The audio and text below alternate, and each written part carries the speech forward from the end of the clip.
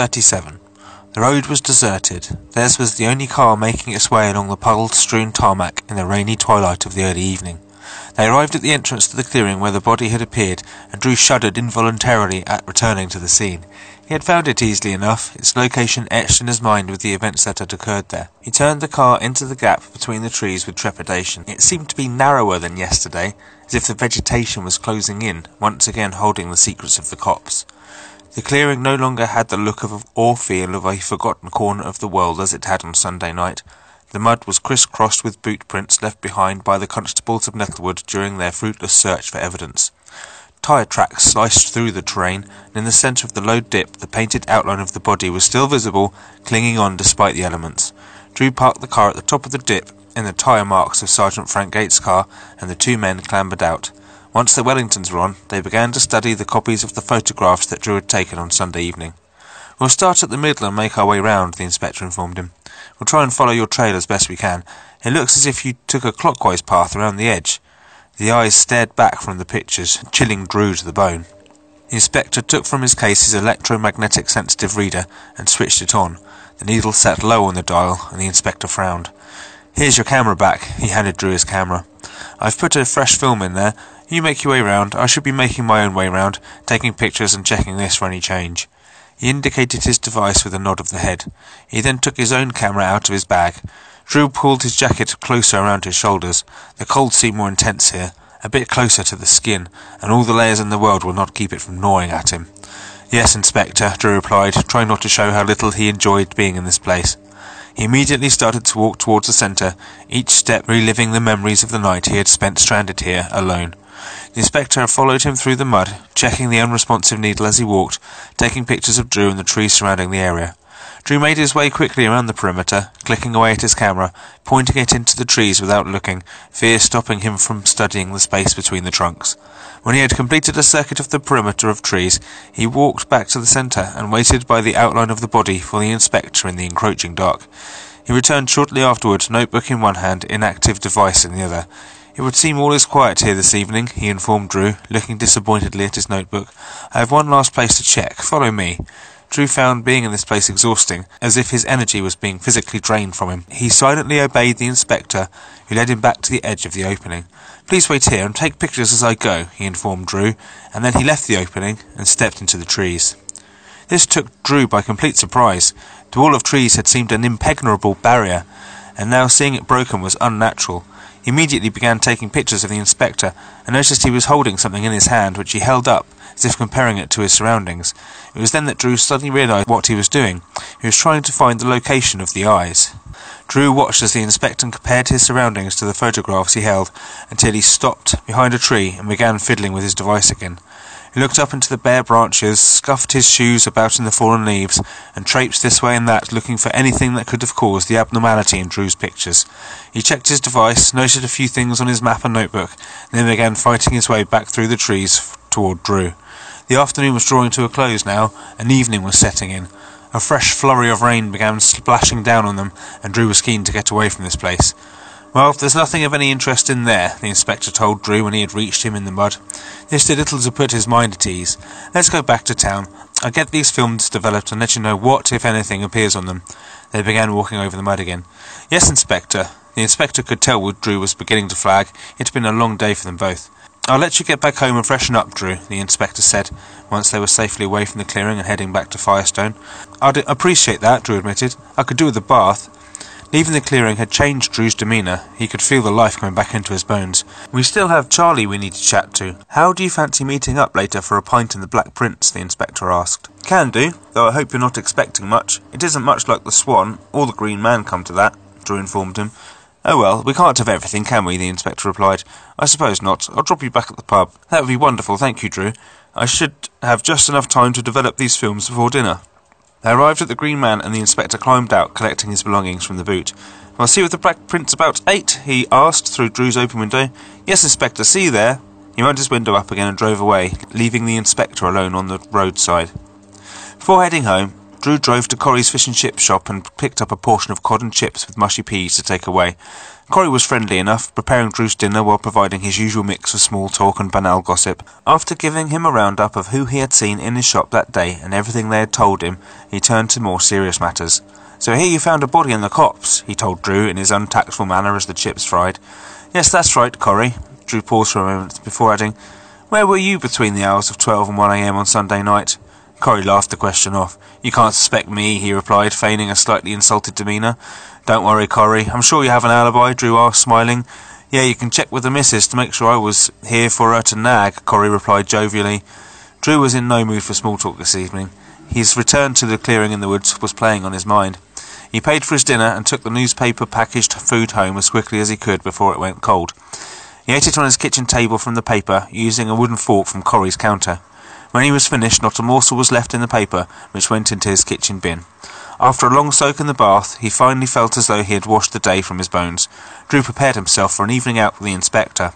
He dressed casually in a pair of dark blue slacks, under a red shirt and a black jumper. Before leaving the house, he picked up the telephone and dialed a familiar number. The telephone rang for a moment before being answered by a cherished voice. "Nettlewood 452, she said politely, if a little confused. "Hello, Mum, it's Drew," he told her. "Oh, hello, Drew. I recognise your voice, you know. You don't have to tell me who it is. I always think it's best, as you usually get me and Isaac confused. When you both sound so alike. Anyways, how are you? When are you coming to see your old mum and let her cook your proper meal? I bet you just had fish and chips again tonight, didn't you?" Drew wondered at his mother's ability to know these things about him. "Yes, but I've had a busy day." "Oh, surely not too busy to make yourself a proper dinner, son?" "Actually, yes, and it's not over yet. I have to go out again." "Down the pub with your mates?" she asked. Drew marvelled at her. "Down the pub, yes, but it's on business. I'm helping out the inspector from London." "Oh yes, that terrible business about this body you found." "Yes, I was wondering if I could come round for dinner tomorrow. Perhaps have a look through Dad's old stuff, see if there's anything in there that might help." "Might help with the body in the copse? How so?" she asked, a little worried. Drew took a deep breath. "The inspector thinks Banks is hiding something he knows about the body. He thinks perhaps Dad was getting close to working out what it was." His mother went quiet for a moment. The mention of Banks always had an effect on her. Drew caved at her a moment, allowing her to regain her posture. "Really? Do you think there's something in there Frank might have missed? Something your dad knew about?" she asked calmly. "Well, I'm sure if there was something in there to be found, then Frank would have found it when he looked, but the inspector wants me to look again, just in case, I suppose." "Well, you know you're always welcome, love, so see you tomorrow about 7? "OK, Mum. Look forward to it." "Me too. Love you. See you tomorrow." They hung up their receivers. Drew pulled on his wax jacket and shoes and went out into the cold, foggy night, heading towards the Black Prince. His mother turned the wireless up again and continued with her knitting, a pleased smile on her face. Chapter 39. Once he saw Drew away safely up the road, the inspector made short work of the walk to the Green Man. He made his way around the empty tables across the thin carpet, wishing Lionel a good evening behind his bar as he pushed open a door marked "Staff and Guests Only." Once upstairs, he deftly converted his bathroom into a dark room and processed the films from his and Drew's cameras. While the prince dried, he turned his attention to the package he had received from the courier that morning, but before he could make any headway into the documents, his appetite got the better of him, and noticing the time was already past 7, he made his way downstairs to eat. The bar was now reasonably full, considering that it was a Tuesday night, and though a few of the patrons' heads turned as the inspector entered the room and approached the bar, he was pleased to see that the locals were apparently becoming used to his presence in their establishment. He propped himself against the bar and awaited service, Lionel having disappeared for a moment. Presently Mavis appeared from the kitchen, wiping her hands, and greeted him with a smile. "Hello, Inspector. What can I get you?" "Good evening. What do you have in the way of food this evening?" he asked. "Well, there's beef stew with dumplings, or I could do you a mixed grill and sandwiches, of course." The inspector held up a hand for her to stop. "No need to go any further. The stew sounds delicious." She noted this down in her little book. "Right you are. A pot of tea to go with it?" "That would be capital," he replied happily. "Of course. Make yourself comfortable and I'll bring it all over to you," she told him, and hurried off to the kitchen. The inspector retired to the seats by the window where he and Drew had sat earlier, and waited patiently, smiling at any faces that turned his way. After a few minutes, an elderly gentleman stood and walked to the bar, and Mavis welcomed him. "Same again, Bert?" she asked. "Yes, please, Mavis," he replied, fishing in his pocket for a handful of coins and passing a few over to her. She rang them into the till and passed him a glass of frothy beer. All through the transaction, Bert glanced over toward the inspector, who noticed and sat watching him expectantly. When he had his beer safely in hand, Bert approached the inspector warily. "Good evening," the inspector welcomed him. "Would you care to join me?" "Aye." he replied in a broad country accent. "You'd be that inspector then, up from London." "Yes, that's right. And you are?" "Bert Cobblestone. I live out by Banks Farm on New Road." Bert wore baggy green thick cloth trousers, a loose-fitting white shirt with wide collars, and a well-worn green woolen tank top. His hair and sideboards were snowy white. "Well, pleased to meet you, Bert." "Aye, and you." Bert leant in closer across the table. The inspector leant in too. "Rumoured round here as young Drew happened upon a body, in the trees," he confided, nodding towards the door. His bushy clouds of eyebrows danced expectantly. "Secrets don't stay secrets long in a town like this," the inspector replied. "Did you see anything that night you want to tell me about?" "Not that night, no," Bert replied cautiously, "but I can tell you a few things about those woods." He glanced around the room. His visit to the inspector's table hadn't gone unnoticed. "Like what?" the inspector asked. "Most don't like talking about it. Like in case just mention it makes them come out." Bert's voice was hushed. His eyes stared into the inspector's. "You've no need to worry. Any information passed to me will be taken in the strictest confidence." "It's not just me what's seen 'em," he continued in a rambling fashion, as if finally revealing a secret that had been bearing down on him for decades and not really knowing where to begin. "My old dad used to tell me he saw 'em too. Told me not to go near the trees even in the day." "And what was it that he saw?" the inspector asked, lowering his voice so they were now both conversing in whispers. "Other folks will tell you they ain't there, or there's nothing to see, but there is, you know." "Slow down. What is it you and your father have seen?" the inspector asked. Bert shifted in his seat and took a deep breath. He lit a cigarette, trying to compose himself. His hand shook as he lit the match and held it up to the blunt brown tobacco. "There's something in those woods," Bert revealed, avoiding the inspector's eye and glancing into the darkness that lurked outside of the window. "Something that don't want to be there." He paused and took a long drag of his cigarette before continuing. "My dad was told by his dad, who was told by his dad before him. They've been there hundreds of years. They tempt people in, see? Then when they're in, they make 'em vanish. They take 'em, so people, they get stuck in the trees." He raised his pint glass up to his mouth and took a shaky swig. "Do you know of anyone that has vanished recently?" the inspector asked Bert. He looked at the inspector determinedly. "You don't believe me, do you?" The inspector smiled politely. He could smell the alcohol in Bert's breath. "I can't investigate a missing person report without knowing who the missing person is," he replied. "I need evidence. I need something to corroborate your story." The inspector was apologetic in his tone. He needed more information regarding the body. He wanted to win over the trust of the locals, but old wives' tales were not going to help the investigation. "No one's gone in those woods for years," Bert replied, "and they won't go in because of what I just told you. And I can't give you a name of someone what's gone missing, because no one's gone in there to not come out again, if you get my meaning." Bert frowned, realising he might not be making much sense. "But that body being found, well, I reckon it's got something to do with it." He stubbed his cigarette out. "And I thought you ought to be told, because if you go in those woods looking for something, you might not come out again, and this town needs you." Bert took a swig of his beer. "I like living here, but I'm fed up of living in fear of those trees. If the people give up on this place, the trees will win, and Firestone will just up and vanish, see?" Bert shook his head. "Look, I'm not thinking all that straight. Perhaps I had a few too many of these waiting for you to turn up to tell you all that. I've been running it through me head all day trying to work out what to say, and now it's all come out wrong." Bert laughed. "But now I told you anyway. Make of it what you like, but the woods hereabouts ain't right. Everyone knows it, but no one talks about it." He took the last swig of beer. "So now you know, and here's your dinner, so I'll leave you to it. Good night, Inspector." And with that, he pulled his coat on and headed out into the night. Mavis placed a steaming plate of delicious-smelling stew down in front of the inspector and placed a knife and fork on the table. "Everything all right, Inspector?" she asked as Bert made his way hurriedly out of the door. The inspector looked anxiously after him. "I think so. Bert had a few things on his mind, but I'm not sure I could help him." "Strange to see Bert in here on a Tuesday," she commented, picking up his empty glass, "especially drinking that much. Usually comes in on a Sunday for a quiet one in the afternoon like, but I've never seen him put it away like that." She left this in the air and walked back to the kitchen, pushing an unoccupied chair back under a table on her way. The inspector began to eat as his mind turned over what the kindly old gentleman had divulged to him. Chapter 40. Banks watched from his hiding place deep in the shadows as the inspector finally left the Green Man. The mere sight of him caused Banks' teeth to grind. The hatred he felt for the man from London pulsed through his veins, and it was all he could do not to spring out from the darkness and attack him. It had been building up inside since his visit to his office. He took deep breaths, calmed himself, and followed him into the night. There were few people out so late. The streets were deserted and cold, but he found no chance to apprehend the inspector safely. The inspector headed off indifferent to the darkness. Banks followed behind, not close enough to raise the inspector's suspicions, but close enough to attack him should the opportunity present itself. Banks kept to the shadowy corners, wondering where he was going. When he rounded the corner to the Black Prince, he realised where his destination was and slowed his pace. He would have to wait until he reappeared and follow him again, so for now he re-entered the shadows and kept a close eye on the door to the Black Prince. Chapter 41. Drew arrived at the Black Prince, walking along the cold deserted street, looking about him as he stalked quietly along the pavement.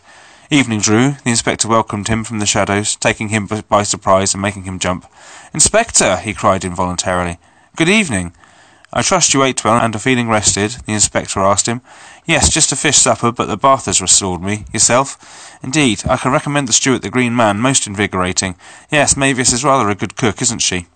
"Indeed she is. Now, before we go in, a quick briefing. Although we are officially on duty, we are trying to make it look as though we are not, so we can drink, smoke if you wish, do whatever it takes to put the patrons of this place at ease, feel more comfortable, and hopefully reveal something of some use." "I understand," Drew replied calmly. "Good. Now, let us see what we can garner from the proprietor of this establishment." The posterior of the Black Prince was dark and unwelcoming. Placed high on the outside wall over the small front door was a full suit of armour painted black. This stood guard over the threshold, doing its best to warn potential customers away. "Not the most welcoming of places," the inspector noted. "No, I've only been in here once myself," Drew replied. "That was enough." "Can't say I blame you." The inspector pushed open the front door and they stepped inside. The bar of the Black Prince was propped up by a scraggly-haired old man who stood looking forlornly at a glass that was almost, but not quite, half emptied of whisky. Besides the sole customer, the only other human presence was that of the landlord, sitting on the other side of the bar with a scowl on his twisted face, waiting for the man to finish his drink and order another. The door opened with a shrill squeak, and the pub's occupant shed a look of surprise and turned to face the door. No one else usually came into the Black Prince on a Tuesday. The two men ignored their inquiring stares and glanced around the room looking for somewhere to sit. The closest seat to the front door was a sofa under the front window. It dipped in the centre and appeared bereft of all comfort. It sat in the same spot it had occupied for the last 20 years, looking as though it might finally collapse were anyone to actually sit on it. Too connected to the space to be noticed any more, it blended in so completely that it was now ignored, walked around, and disregarded by all. To those laying eyes upon it for the first time, like Drew and the inspector, it offered a seat so utterly uncomfortable in appearance that they chose instead one of the 4 sets of chairs and tables that filled the small main room of the pub. These did their best to hide the dirty, sticky carpet, stained by decades of decadence and decay, the once colourful pattern muted to a monotone of brown. The men removed their coats and put them on the backs of their chosen seats. Every move was scrutinised by the men who usually frequented the pub. The sight of someone else occupying the space so appalled their senses they could not look away. These people were here, and they looked like they were making themselves comfortable. The two men felt the eyes boring into them, doing all they could to make them feel unwelcome. "I'll get these. What'll it be, Drew?" the inspector asked jovially, and rather loudly, ignoring the staring eyes of the men's confusion. "Pint of bitter, please," Drew replied, picking up the tone of the inspector and carrying it on, regardless of the two men's shock at seeing them there. The inspector approached the bar, the landlord looking away as the inspector made eye contact. His customer wore a large grin at seeing someone else there. "Good evening, gentlemen," the inspector said. "Good evening," the man drinking the whisky quietly slurred. He wheezed from a tatty roll-up that filled the air with the smell of cheap tobacco. "Good evening," the landlord replied quite gruffly. He made every effort to make it clear to the inspector that serving him was an inconvenience. He sighed, leant irritably on the bar, and suddenly remembered that the optics needed cleaning, and began wiping all of them down with a dusty tea towel. "What'll it be?" he called over his shoulder distractedly. "2 pints of bitter, please," the inspector asked. The landlord waited until he was convinced that the optics were as clean as they were going to get before turning to the beer pumps. A glass appeared in his hand from a shelf under the bar, and he began to pour bitter into it. He made no attempt at conversation, neither with the inspector nor his forlorn regular. As the landlord pumped, the dark brown liquid frothed and spat itself out of the tap. He only managed to fill a quarter of the glass before the pipe was empty. He placed the pint glass on the bar, muttered a curse under his breath, then without any explanation walked out of the bar area through a door in the far wall. He left behind him 3 bemused men. "He'll have to go and change the barrel," the old man explained. "Yes, I'd guessed," the inspector replied. "He didn't seem too happy about it, did he?" he asked him.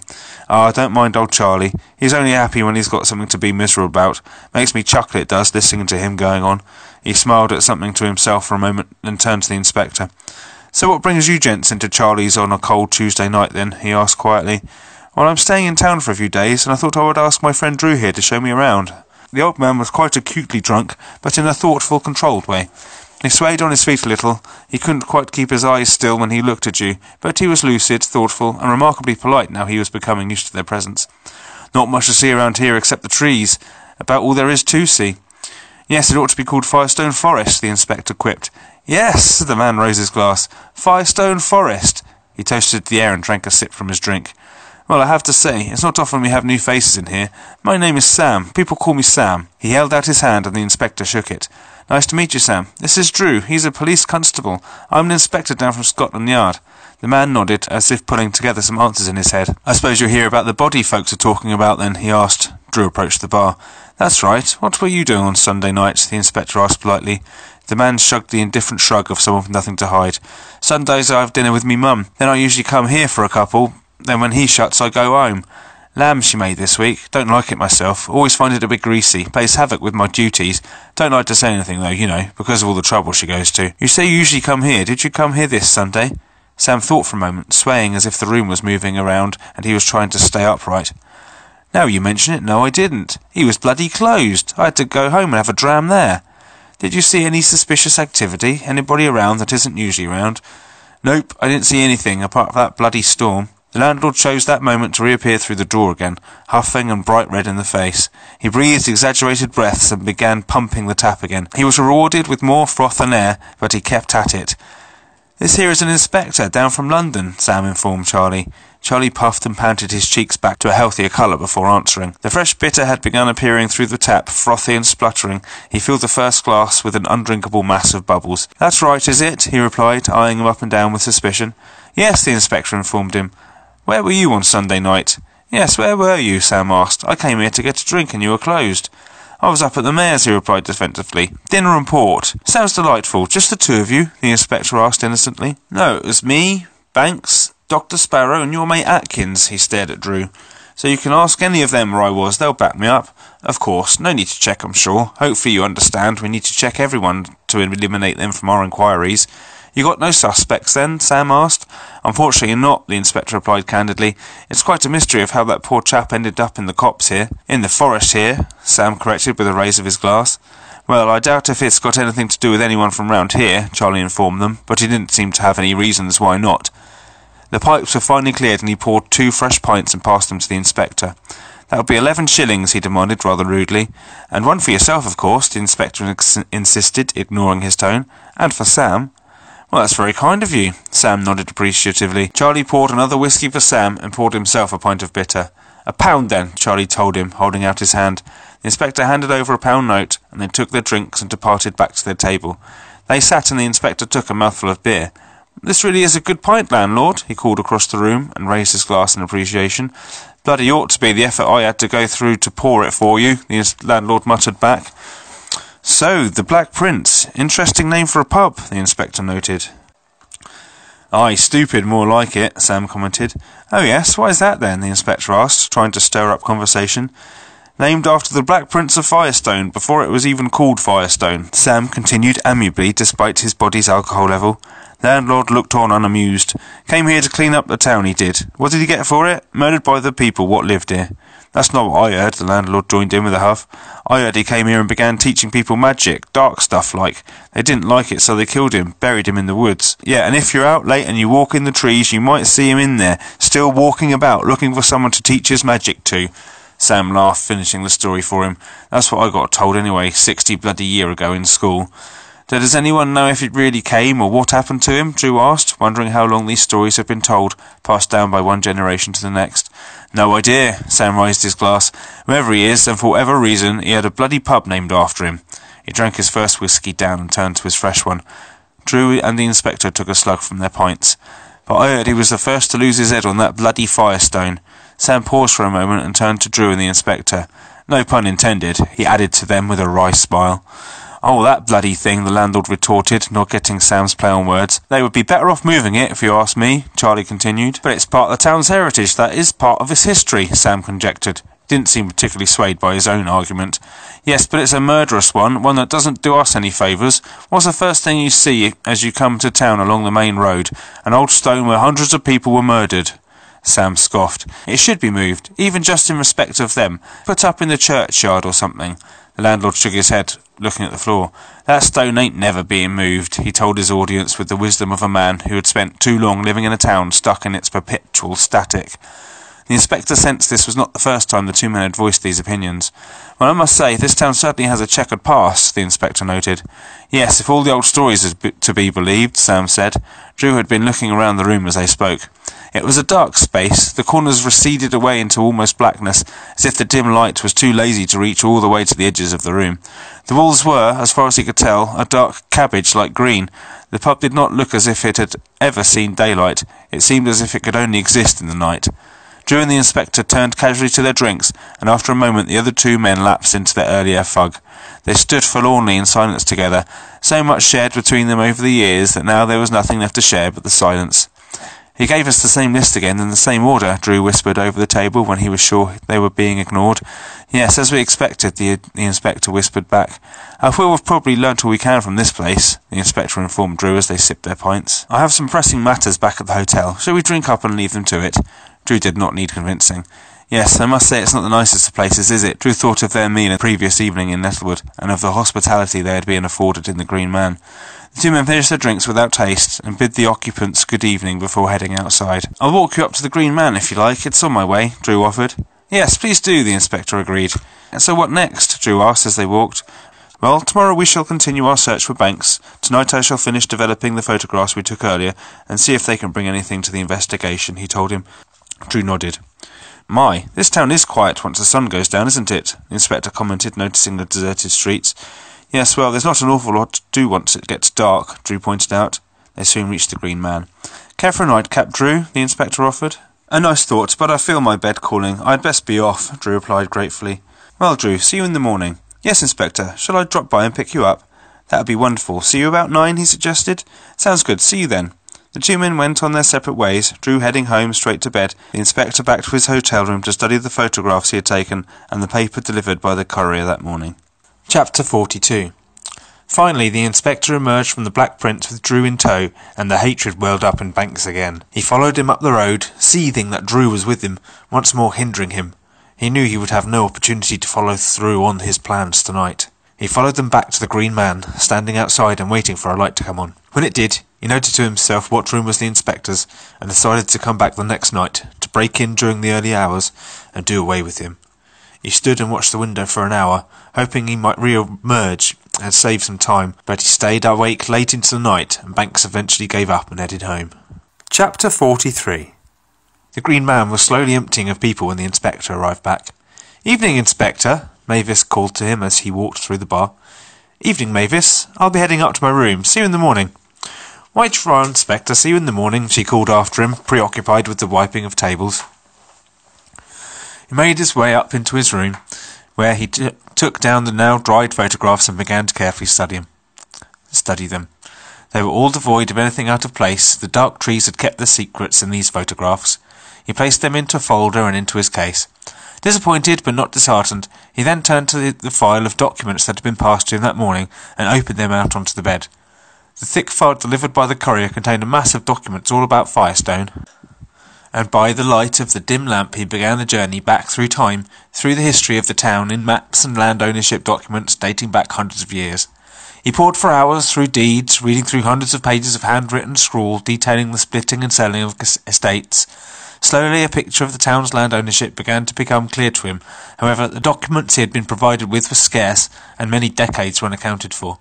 The deeds came to a complete stop at around the turn of the 19th century, and it was clear that there must be more documents hidden somewhere, and he had to think about where those documents may be to complete the picture. The oldest map he found, the first ordnance survey of the area, showed what appeared to be the outline of a large house in a quiet corner of what would, in later years, become a denser corner of the copse. The house vanished from the next map, made some decades later, though no explanation of what it was or what happened to it could be seen anywhere in the papers. This, he thought, would be a good place to pay a visit to the next day, to try and ascertain what, if anything, remained of the place. In the early hours of the morning it became clear he could not find anything new from these documents, and fatigue was finally beginning to get to him.